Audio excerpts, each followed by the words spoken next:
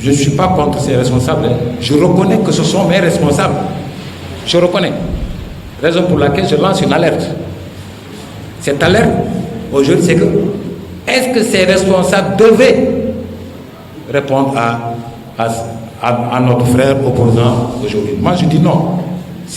Et j'ai donné les raisons pour lesquelles je dis il ne fallait pas répondre. Pourquoi répondre? Il ne fallait pas.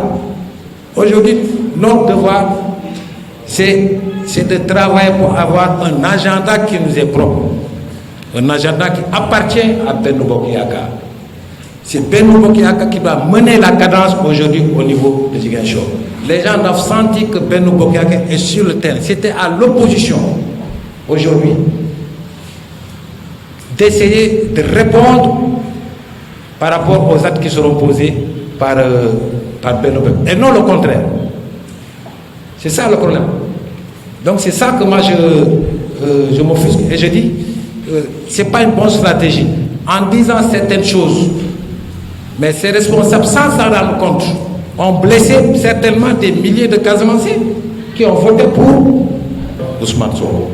Le Benno de Ziguinchor aujourd'hui ne doit pas répondre aux attaques de notre frère Ousmane Sonko.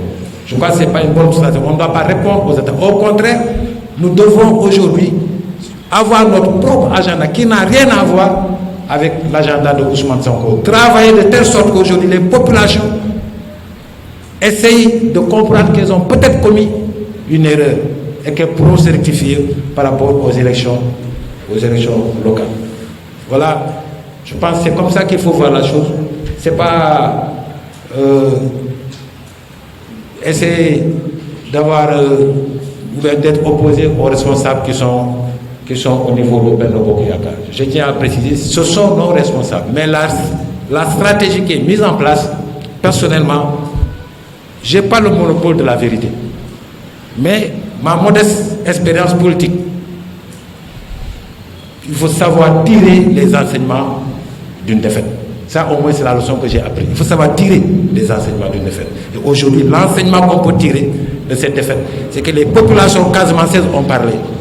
Comme les populations casamançaises ont parlé, il faudrait que nous, responsables, élites, appartenant à la mouvance présente, comprenions le message lancé par ces populations casamançaises et éviter de les frustrer en attaquant aujourd'hui Ousmane Sonko. Parce que ce sont ces mêmes populations qui ont voté pour Ousmane Sonko. Merci beaucoup.